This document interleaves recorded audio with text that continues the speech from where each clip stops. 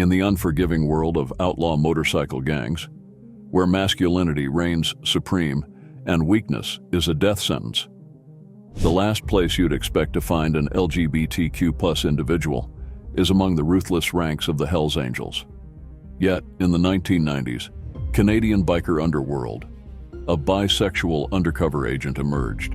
A man who initially embraced the biker life, but was betrayed by those he trusted. Spurned and seeking revenge, he set out to dismantle the Hells Angels, the gang he had once aspired to join.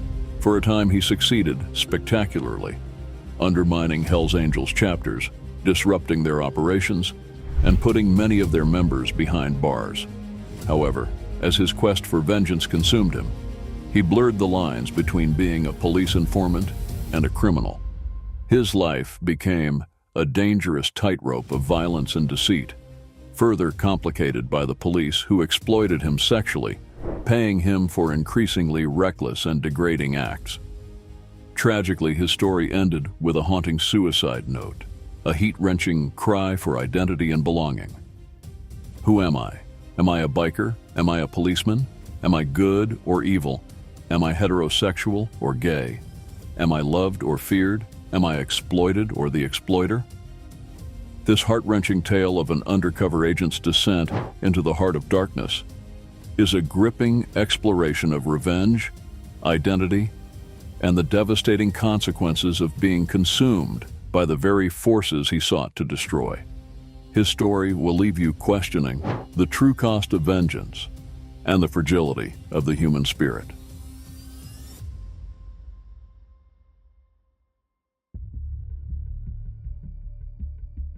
In the midst of Quebec's vibrant landscape, a subculture of outlaw biker clubs emerged in the 1960s, beckoning to those who craved freedom and rebellion. But beware, their allure shrouds a sinister reality deeply rooted in crime, and among them a name would soon echo through the dark corners of this world: Dany Kane. Born in 1969 in Liadi, a small town about 30 miles from Montreal, Dany's background reads like a serial killer documentary. His early life was a struggle, with his father, Jean-Paul Kane, working as a bricklayer, and his mother, Gemma Bredo, a housewife with dreams of something better. They both struggled to stretch every penny to feed Kane and his two sisters. In an effort to provide Kane with better opportunities, his parents decided to send him to live with an uncle who had no children of his own. Unknowing to them, that decision would set the stage for a life filled with twists and turns that no one, not even Dany himself, could have predicted. Although this decision was seemingly insignificant at the time, it left an indelible mark on his self-esteem, turning him into a loner who concealed his emotions and always felt like an outsider. Even the familiar comfort of weekend returns home, surrounded by old friends, couldn't shake off the feeling of being a stranger in his own life. But then, a miracle unfolded in Kane's life. At the age of 14, Kane found the love of his life, Josie, a 13-year-old girl who would later become the anchor in the coming dark years. However, despite the warmth of love, a restless fire burned within Kane. He yearned for something greater, something that would quench the thirst of his discontent with his life. The classroom, a sanctuary for many at that age, became a prison for Kane, his mind always wandering like a caged bird. And then at 16, he'd had enough. Kane broke free from the shackles of convention, abandoning school to chase the unknown. It was in the search of the unknown that he got close to his neighbor, Robert Guard, who introduced him to the thrill of motorcycles. Little did Kane know, this was just the beginning of a journey that would define his life. A journey that would take him down winding roads and into the very heart of his own destiny. For the next few years, Kane began to nurse ambitions of joining the motorcycle ranks and perhaps even lead the pack. According to his wife, Josie, Kane had been drawn to the allure of these clubs since his teenage years, with the Hells Angels being his ultimate aspiration.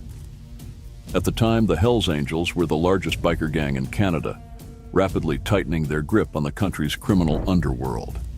And just around this time, Kane welcomed his newborn baby at the age of 18. So, to support Josie and the baby, Kane began drifting from place to place, looking for better opportunities. He was taking on whatever jobs he could find anywhere until he finally settled in St. Hubert, near Montreal. It was there that he crossed paths with Patrick Lambert, a local thug and leader of the Condors, a biker gang. Kane's entry into the world of outlaw motorcycle clubs began with his joining the Condors, tasked with ensuring a steady supply of drugs for dealers, a role that earned him a substantial income of $1,700 a week. The money was good enough to support his family, and for a while it seemed like Kane had finally struck gold. However, fate had another twist in store for Kane.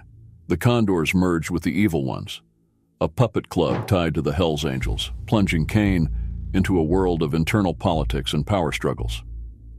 Weary of constantly proving himself to new members, Kane opted to forge his own path, delving into the illicit trade of drugs, firearms, and cigarettes. He carved out a territory along the U.S.-Canadian border, sourcing products from the U.S. and selling them in Canada to anyone willing to pay top dollar. Once again, things started looking good. Kane's empire flourished between 1990 and 1992, generating a staggering $3,000 per week from drug trafficking and gun sales. But that wasn't enough.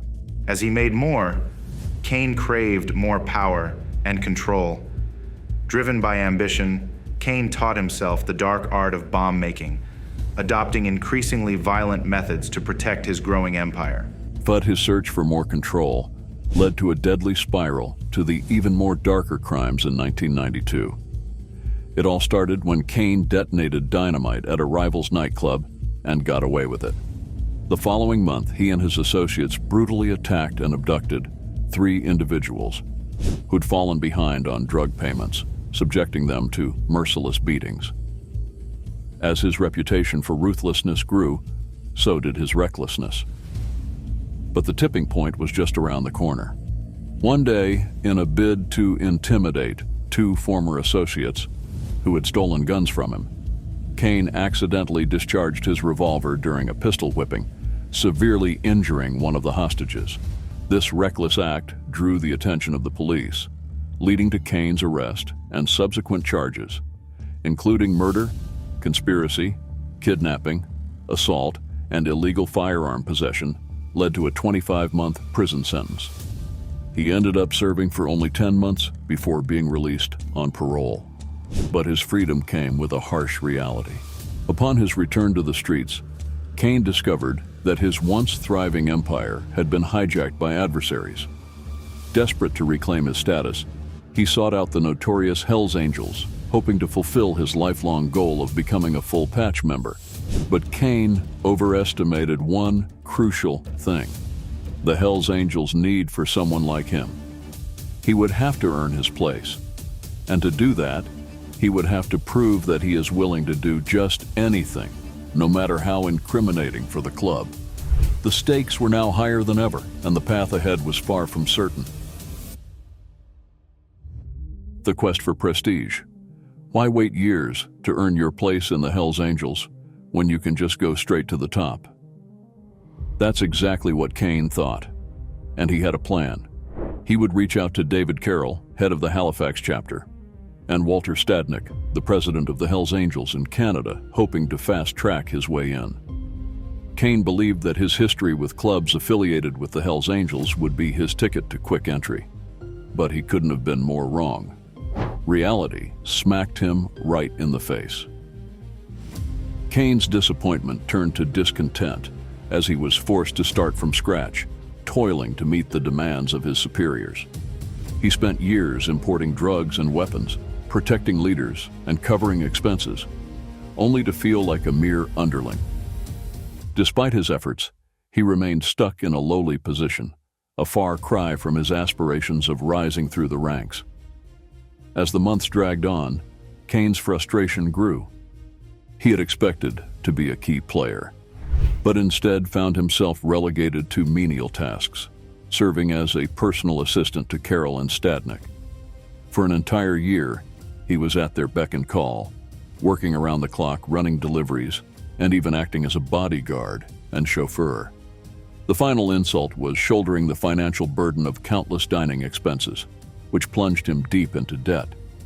But little did Kane know that the tides of fate were about to shift in his favor. His fortunes suddenly seemed to take a turn for good when Stadnick offered him a massive opportunity, one that could finally bring him the recognition he craved. Stadnick needed someone he could trust to establish and maintain a new Hells Angels-affiliated club in Ontario called the Demon Keepers. Kane would preside over 3 chapters in Toronto, Ottawa, and Cornwall. The offer was too good to resist, and Kane eagerly embraced it, believing this was his chance to finally prove his worth. But what Kane didn't realize right away was that the Demon Keepers were more than just a new club. They were part of a broader strategy to flood Ontario with cheap cocaine, a move designed to expand the Hells Angels' influence. But the timing couldn't have been worse. During this time, the Hells Angels were locked in a brutal war against their fiercest rivals, the Rock Machine, led by Mom Boucher in Montreal. And the Angels weren't just facing the Rock Machine. They were up against an alliance of the largest gangs in Ontario and Manitoba, all determined to keep the Angels out of their territory. So the Demon Keepers had to operate under the radar, ensuring that no one suspected their ties to the Hells Angels. To make matters even more complicated, law enforcement across Canada was on high alert, scrutinizing every move due to the ongoing conflict. This forced Stadnick to adapt his expansion strategy, adding even more pressure to Kane's already daunting task. Kane's leadership of the Demon Keepers began in January 1994 with high hopes and intense ambition. Yet, despite his relentless efforts to pressure drug dealers and challenge the outlaws, the Demon Keepers struggled to gain a foothold in Ontario's drug trade. As the months passed, Kane's frustration grew, realizing that the club might have been nothing more than a strategic pawn in Stadnick's even larger game, one designed to coerce other gangs into joining the Hells Angels. The more he thought about it, the more he felt exploited and used, his dreams of power slipping away. It wasn't long before Kane and his associates caught the attention of the Royal Canadian Mounted Police, RCMP. They had correctly suspected that the Demon Keepers were a covert force for the Hells Angels expansion. The scrutiny intensified, and in April 1994, Kane was arrested in Belleville for possessing 2 illegal firearms, leading to a 4-month prison sentence. Just weeks after Kane landed behind bars, Stadnick abruptly disbanded the Demon Keepers, shattering Kane's aspirations of earning full patch status within the Hells Angels. It was during those long, lonely hours in his cell that the bitter truth hit Kane like a sledgehammer.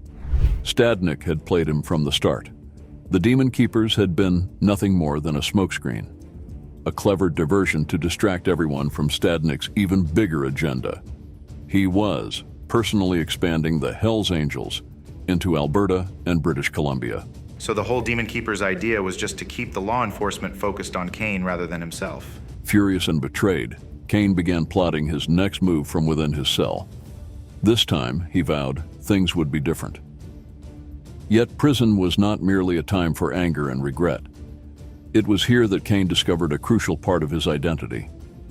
Doubts about his bisexuality had lingered, but a sexual encounter with an inmate solidified his understanding of his own desires. Despite this personal revelation, Kane knew he had to keep this aspect of his life private. Gaining respect within the biker world was his priority before anything else. He decided to align himself with Scott Steinhardt, an American prospect for the Hells Angels, who was planning to start a chapter in Kingston. Kane saw this as a better opportunity to climb the ranks and finally become a full-patch member. It seemed like the perfect plan, but life, as always, had other plans for the naive Kane. Payback time. When Kane got out, he wasted no time putting his plan into action. He introduced himself to Scott Steinhardt and began working closely with him, quickly gaining recognition in the gang world. It seemed like everything was finally falling into place. But then, just as Kane started to see the fruits of his labor, it all came crashing down again. He found himself caught in the crossfire of a bitter rivalry between Steinhardt and David Carroll, the head of the Halifax chapter of the Hells Angels. Carroll, wary of Kane's alliance with Steinhardt, saw the potential threat to his own power. If Kane's partnership with Steinhardt succeeded, Steinhardt's rise within the club would be swift, potentially surpassing Carroll's influence. To prevent this, Carroll made a calculated move. He ordered Kane to leave Steinhardt's side and rejoin the Evil Ones, a puppet gang under the Hells Angels. For Kane, this was a crushing humiliation, a blatant reminder that his dreams of becoming a full-patch member of the Hells Angels were slipping away, if not entirely destroyed. He felt used, discarded, and utterly betrayed. The bitterness and anger within him deepened, and he knew he had to act. If his ambitions were shattered, then those responsible would have to pay. Determined to retaliate, Kane went back to the drawing board. He realized that the most effective way to strike back at Steinhardt, Carroll, and the entire Hells Angels organization was to become their worst nightmare, an undercover agent. Kane reached out to the police and offered his services as an informant, ready to bring down the very people who had betrayed him. At first, the police were skeptical, and rightfully so. Why would a die-hard Hells Angels fan suddenly want to join forces with the cops to take down the very organization he once idolized? But when they dug deeper and uncovered Kane's true motive, a burning desire for retribution after being denied full-patch membership, it became clear. Kane's drive for revenge was stronger than most of their own officers' dedication. It was a no-brainer. They accepted his offer, and Kane began his path as an undercover informant. In exchange for his cooperation, Kane was handsomely rewarded, earning over $2,000 a month. And so began Kane's plan for revenge. Kane's timing couldn't have been more perfect. At this time, the Quebec biker war was in full swing, with bombings occurring weekly and a rising death toll. Law enforcement agents was struggling, desperate for information on the elusive organization's leadership and operations. Seizing this golden opportunity, Kane spilled every secret he had gathered during his 7 years in the outlaw biker world. He provided detailed insights into the key figures within the Hells Angels, broke down the dynamics of the biker underworld in Ontario and Quebec. He even exposed the clandestine ties between the Angels and the Montreal Mafia. In December of that same year, Kane's first major revelation rocked the underworld. The Hells Angels' ties to prominent figures in the Italian Mafia and their plans to establish an exclusive biker faction called the Nomads. He detailed how the Hells Angels had orchestrated meetings with Mafia members like Moreno Gallo and Tony Mucci to discuss drug trafficking. These revelations provided the RCMP with an unprecedented understanding of the Hells Angels' core leadership and operations. Kane's cooperation proved to be a game-changer in Canada's fight against organized crime, shifting the balance of power and giving law enforcement the edge they so desperately needed. But the real work had just begun. Kane's thirst for revenge was far from quenched, and the men who had put him in this position hadn't yet paid the price. Kane set his sights on Scott Steinhardt first. In 1995, he found the perfect opportunity to strike. He overheard a conversation between Butch and Steinhardt, in which they plotted to gruesomely kill a fellow Hells Angel to manipulate public opinion against the rival Rock Machine gang. On August 9th, their sinister plan was put into motion. A bomb, planted in the vehicle of Mark Dube, a Hells Angel-affiliated drug dealer, was remotely detonated, killing him instantly. This was exactly the leverage Kane needed. A few weeks later, Kane implicated Steinhardt in a bombing that tragically claimed the life of an 11-year-old boy. However, without sufficient evidence, Steinhardt walked free. This incident, however, later brought a dark revelation to light. Kane, due to his past experience with bomb-making, had been part of the operation, but conveniently left that detail out of his report to the police. it became clear that Kane's obsession with revenge was consuming him, pushing him to do whatever it took, even if it meant getting his hands dirty. Just a month after the tragic event, Kane received an invitation to join the Rockers, a hit squad overseen by the Nomads. This was a step up, a move that reignited Kane's once-forsaken dreams. His new role granted him access to the upper echelons of the Hells Angels, where he was tasked with carrying out violent acts against the Rock Machine. But Kane was careful. He either omitted his involvement from his reports or attributed these acts to other angels like Steinert. This was also a perfect stepping stone in Kane's quest for revenge. And the best way to keep an enemy close? Make them think you're on their side. Kane kept Steinert close, which allowed him to discover a significant cocaine smuggling operation in northern Ontario that Steinert was planning. Kane tipped off the police, but made sure they arrested everyone except Steinert. This move achieved everything Kane desired. It made Steinert look like a snitch. Kane then went to Steinert's boss, Butch, and subtly planted the idea that Steinert was indeed an informant. A few days later, Steinert's body was found in the St. Lawrence River, hands bound and head savagely battered. Mission accomplished. The first threat was neutralized. But this was also a turning point for Kane. His quest for revenge was changing him, corrupting him to the core. This was only the beginning. Kane was walking a razor-thin line between being an undercover informant and fully immersing himself in the very crimes he was supposed to report on.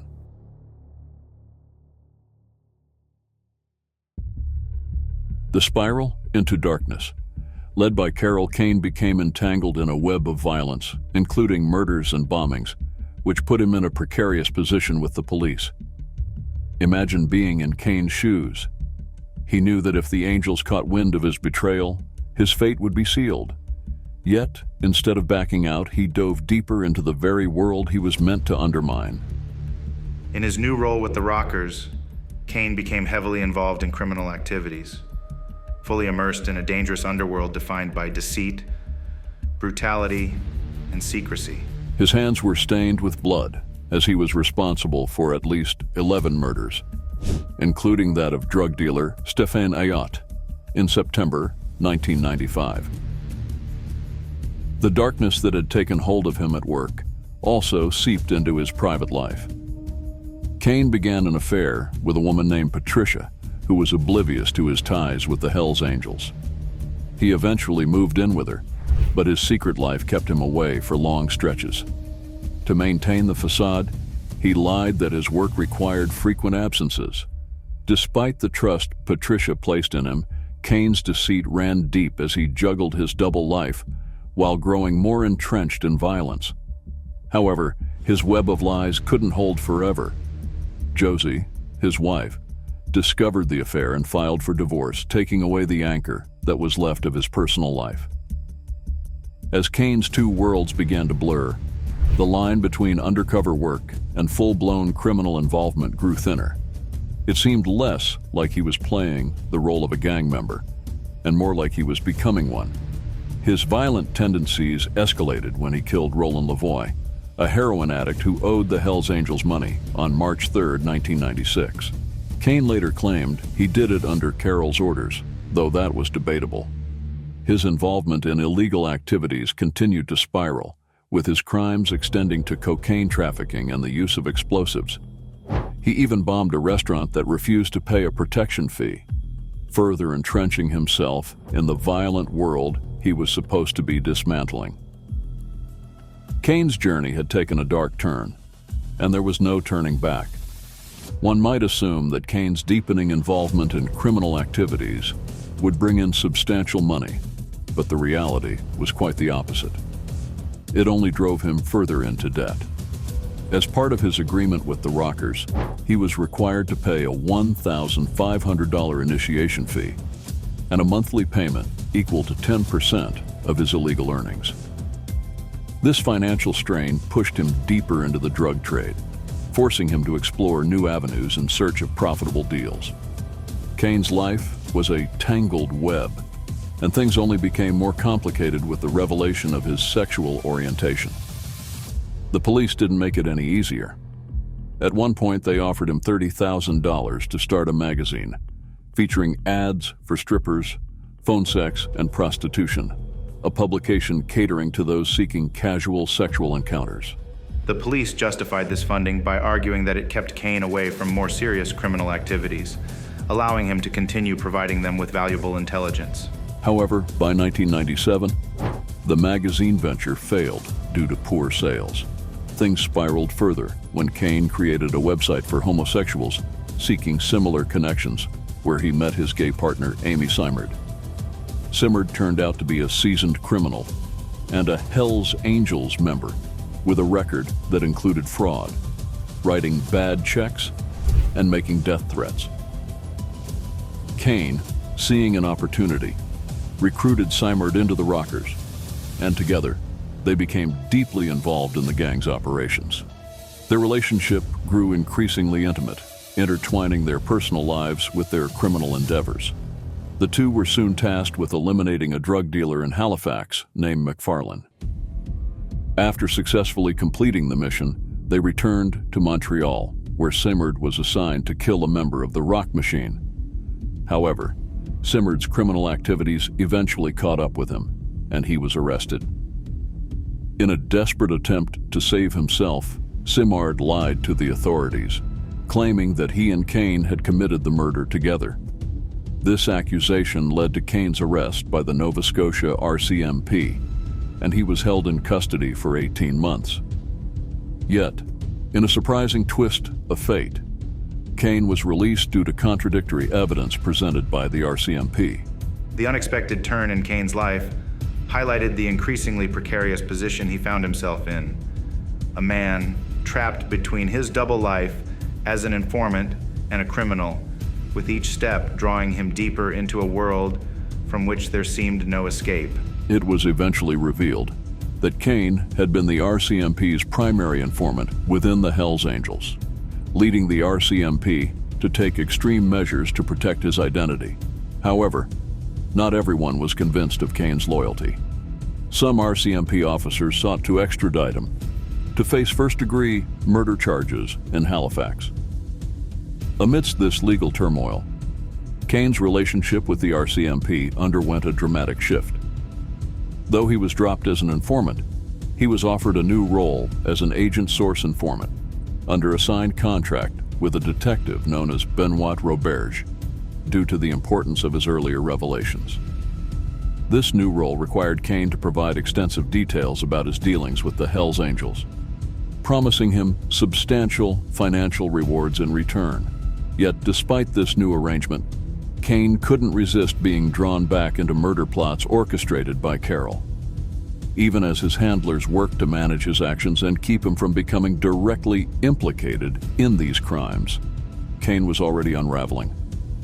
In the summer of 2000, it became more obvious that his mental state had been deteriorating significantly. His police handlers noted signs of severe depression, compounded by the fact that he was stuck in a position in the Hells Angels with no promotion in sight. He also faced ongoing mistreatment and exploitation, often being forced to settle other members' debts, while his own debts continued to mount. The pressure of living a double life, caught between the Hells Angels and his role as an undercover informant, took an immense toll on his mental and emotional health. Or so we thought. Tragically, Kane's lifeless body was discovered in his Montreal residence, marking the sorrowful end of his tumultuous existence. The weird thing was that authorities concluded that he had taken his own life, as evidenced by a suicide note that raised questions about his allegiances, his sexual orientation, and whether he was feared or respected by those around him. The note encapsulated his profound internal conflict and the complex duality he faced as both a biker and a police informant. But why would his final message grapple with issues like that? Had he been mistreated by the police? Or had he been exposed by the Hells Angels?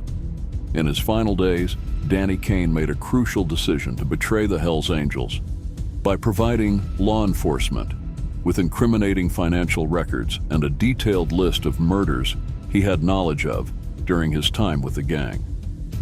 These records revealed over $100 million in illegal profits in Quebec alone, and led to charges against 42 members, including the conviction of the notorious Mom Boucher. Kane's last act of defiance highlighted his deep sense of betrayal and left a lasting impact on efforts to combat organized crime in Canada, marking his ultimate confrontation with the ethical dilemmas that haunted him until the very end. Yet the actual cause of his death remains a subject of ongoing debate to this day. But one thing is for sure, Dany Kane did live a hell of a life.